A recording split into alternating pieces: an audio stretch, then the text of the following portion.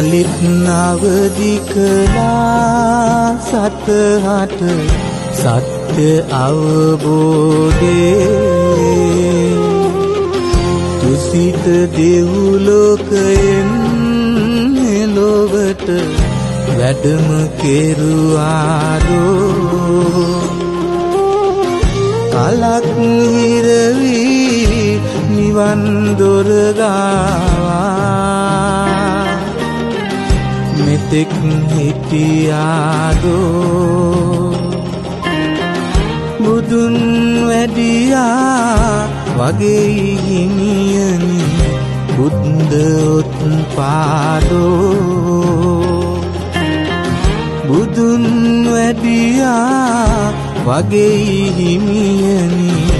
බුද්ධ උත්පාදෝ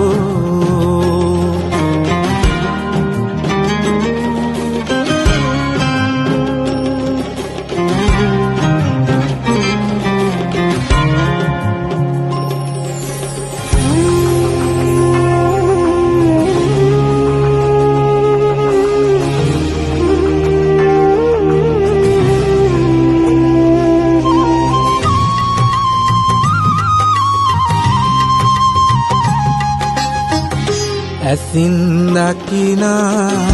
මතු පිටක් ගැන කිමදලා තැරෙන්නේ ගැඩපතක් කුල කොහිද මිනිසුනි දෙයක් පවතින්නේ මෙතෙක් කල් අපි ඇසූ බණවල දිනයි රැවුදුන්නේ සසර ගමනින් මිදෙනු මිසපින් කොයිද ගෙනියන්නේ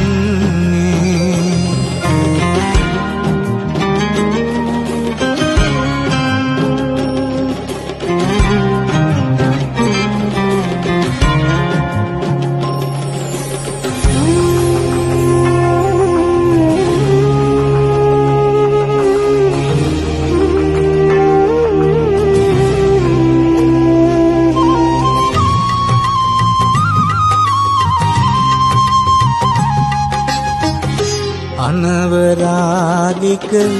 සසර ගමනේදී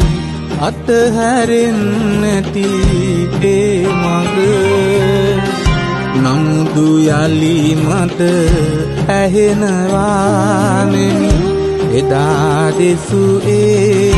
බුදු බණ හේතු ඵල මිස කිසිත් නැවෙන අපට මෙහිදී සිදුවෙන කාලයයි මේ සසර සයුරෙන් මිදී නිවනින් සැනසෙන යලිත් නවදි කළා සතහට සත්‍ය අවබෝධේ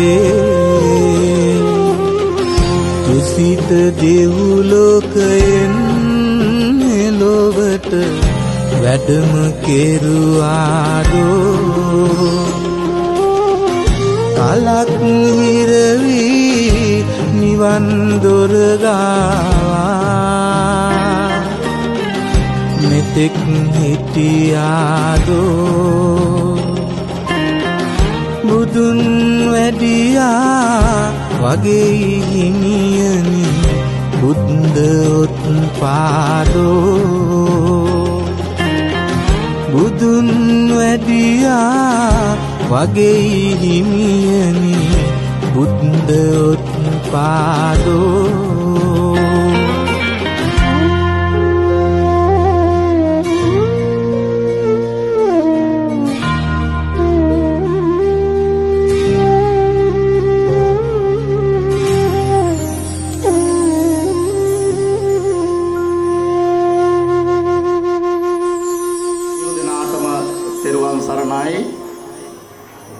මැදකිඹිය සේල චෛත්‍යාරාමය විහාරාධිපති වඳුරඹ ශාසන ආරක්ෂක බල මණ්ඩලයේ සභාපති දිවයිනකම සාම මිනිස්සුරු හිටපු විදුහල්පති ශාස්ත්‍රපති අවසරයි පූජ්‍ය පල්ලාවෙල සුමන වංශ හිමි නායක හාමුදුරුවන් ඇතුළු වැඩ වාසය කරන විහාරස්ථානයේ වැඩ වාසය කරන සියලුම ස්වාමීන් වහන්සේලාගෙන් අවසරයි මේ අවස්ථාවට සහභාගී වී සිටින අපගේ පින්වත් උපාසක උපාසිකාවන් සියලු දෙනාම මේ අවස්ථාවේදී මම බොහොම ආදරයෙන් පිළිගන්නවා මොකද අද ඔබේ ගමට විශේෂ අවස්ථාවක් වුණේ මේ විහාරස්ථානයේ වැඩවසන නායක හාමුදුරුවන්ගේ ඔබට ලබා දුන්නු දායාදයක් හැටියටයි අද විශේෂයෙන්ම මේ මැදින්පුර 15ක පොය දිනය ගැන ඔබ උදේ සිල් සමාදන් වෙනකොටත්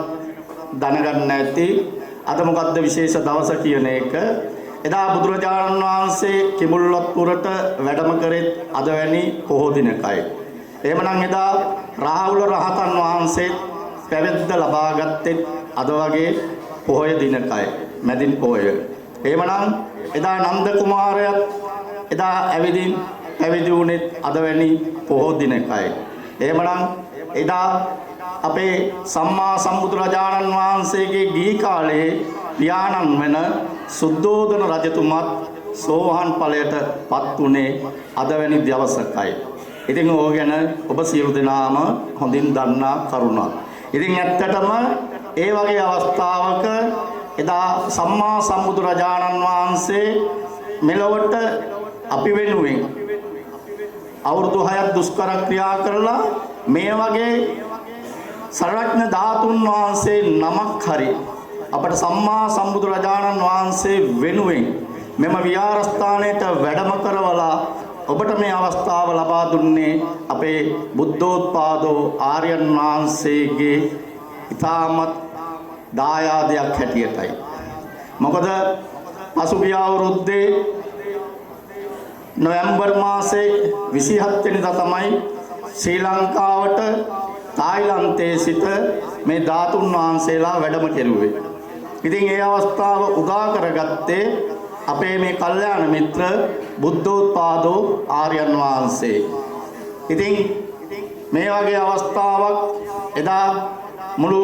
දිවයින වටේ ලංකාවේ සෑම අස්සක් මුල්ලක් නෑරම සති 3ක් වගේ කාලයක් අපි මේ ධාතුන් වහන්සේලා ප්‍රදර්ශනය කෙරුවා. ඇත්තටම නුවර පැත්තේ මහියංගනේ පොළොන්නරුව අනුරාධපුරේ සම්පූර්ණ වතුරෙන් යට වෙලා තිබුණේ. ඒත් අපි ඒවට පසුබැස්සේ නැහැ. විහාරස්ථාන වලට ගමින් ගමට ගිහිල්ලා ඒවටත් සහන ආධාර සහන යාත්‍රා යන ගමන් තමයි අපි මේ ධාතු ප්‍රදර්ශනයක් කෙරුවේ. ඉතින් මේ වගේ අවස්ථාවක් ඔබට ලබා ගැනීමට ප්‍රථමයෙන්ම අවස්ථාව ලබා දුන්නු අපේ පන්සලේ විහාරාධිපති නායක හාමුදුරන් වහන්සේට පණ්ඩිත හාමුදුරන් වහන්සේට අපි ඔබ සියලු දෙනා එක්කම ප්‍රථමයෙන්ම ස්තුතිවන්ත වෙන්න ඕනේ. මේ අවස්ථාව ඔබට මේ විහාරස්ථානයේ ධාතුන් වහන්සේලා වැඩම කරවලා ධාතුන් වහන්සේලා ප්‍රදර්ශනය කරන්න මේ අවස්ථාව විහාරස්ථානයෙන් ලබා දුන්නේ නැත්නම් අද ඔබට ගෙවල් වල තමයි මේ ධාතුන් තියා වඩම්මන්න වෙන්නේ. එහෙම නේද අපේ නායක හඳුරුනේ? ඒ නිසා අපි ප්‍රථමයෙන්ම ස්තුතිවන්ත වෙනවා මේ විහාරස්ථානයේ මේ වගේ දෙයක් කරන්න අවස්ථාව ලබා දීම ගැන. ඊට පස්සේ අපේ මේ මුළු ලෝකෙටම මේ ධර්මය ප්‍රචාරය කරන්නේ ඇත්ත ඇතිසැටියෙන් දැක ගන්නට දැනගෙන ගමනක් යන්නට මේ අපේ බුද්ධෝත්පාදෝ ආර්යයන් වහන්සේගේ මඟ පෙන්වීමක් හැටියට තමයි අපිත් මේ අද මේ සමාදන් සීලය හරියට රැකගෙන මෙන්න මේ සමාදන් සීලයේ තියෙන වටිනාකම දැනගෙන අපි මේ ගමන නිමා කරගන්නට යන ගමනක් කියන එක මම ඔබට කියන්න කැමතියි.